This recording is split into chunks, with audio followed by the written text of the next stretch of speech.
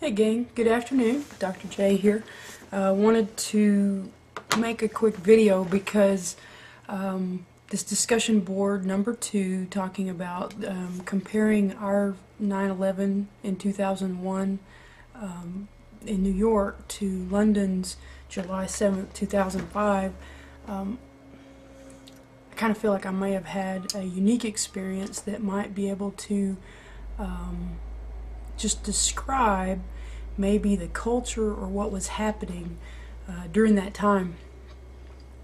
In 2001, I was in graduate school at the University of Texas at Austin, and I remember, as we probably all do, on 9/11 exactly what happened, where I was when I heard about it. You know, that I can picture the TVs that I was watching, the destruction, and you know, it was an interesting processing the thoughts that you have, and you kind of start at your nuclear level, your nuclear family, you know, thinking, do I know anyone, you know, who is in that area or vicinity?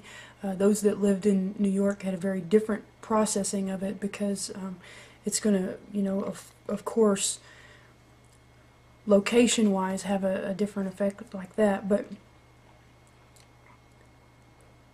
what was unique about that was I was in a leadership program working on my PhD in educational leadership, and it was specifically in community colleges, and we visited community colleges all over the nation. And the first part of October, we had a trip scheduled to New York to visit LaGuardia Community College, the Bronx Community College, and Kingsborough Community College. And you know, of course, there for about a week, our trip was tentative, didn't know if we were going to make the trip, blah, blah, blah.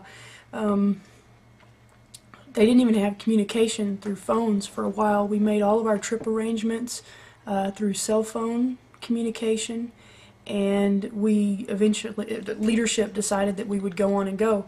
And one of the functions of leadership after some catastrophe is to set the direction and to, you know, let people know how we're going to respond to this, and the values of our group, which I'm very grateful for.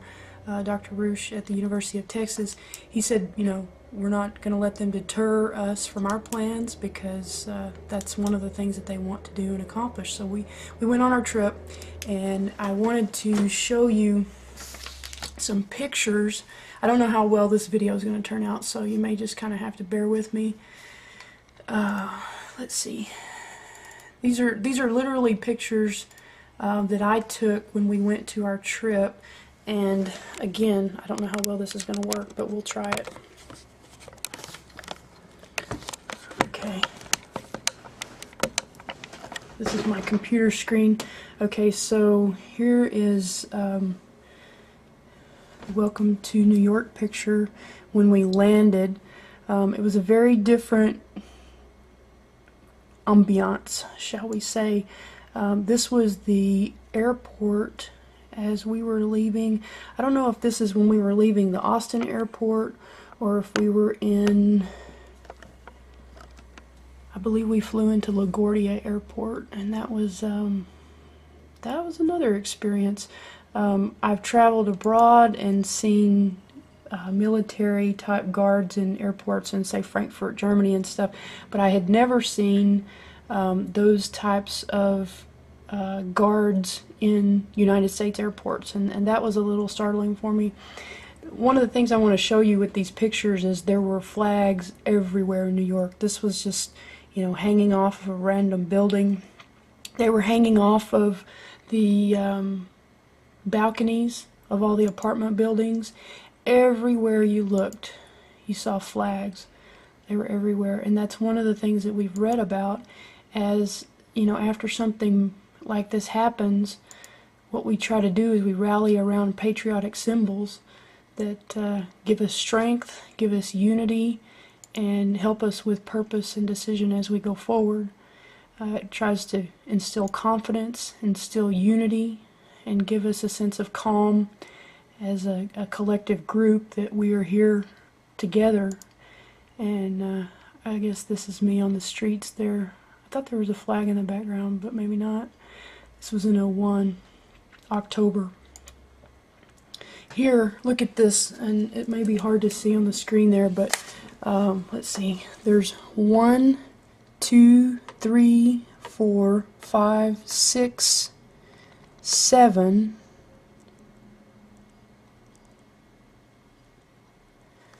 Yeah, there you go. 7 flags just on that one picture of when we were on the streets of New York there.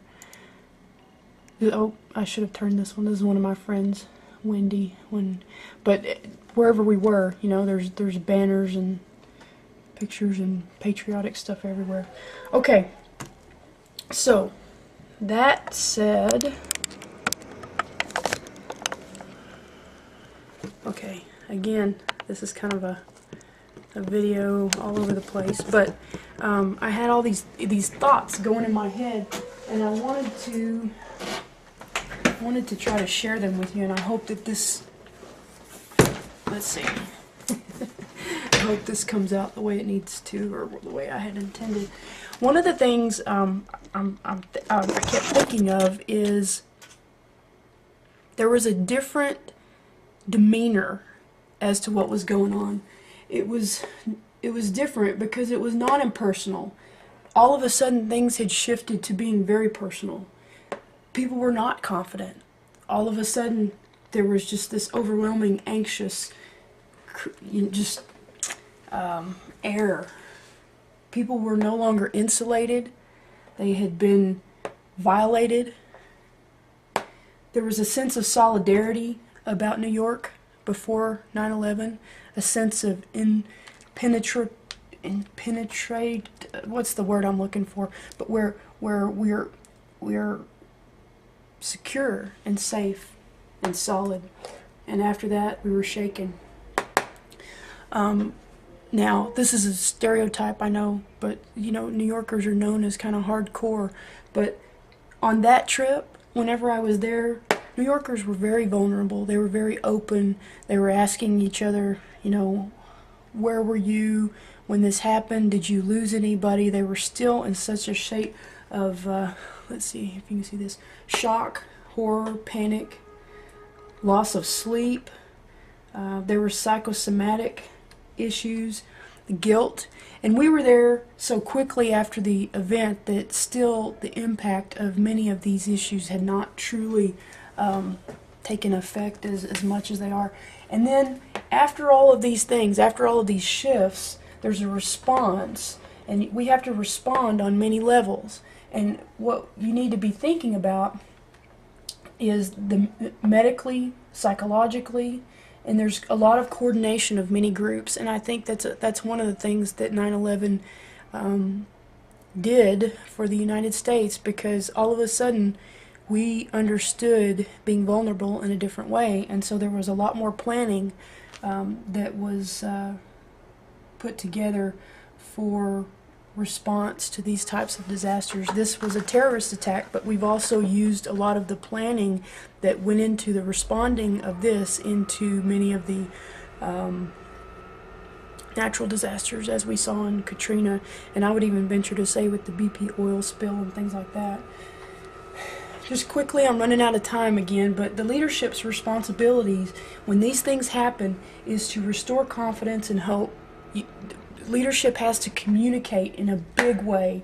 They have to communicate through all of the different channels of media about what the status of the disaster is, what is being done currently, what is coming down the pike. You have to reassure people because they become very anxious, and they will continue to kind of spiral into a negative cycle if you don't give them something to hold on to.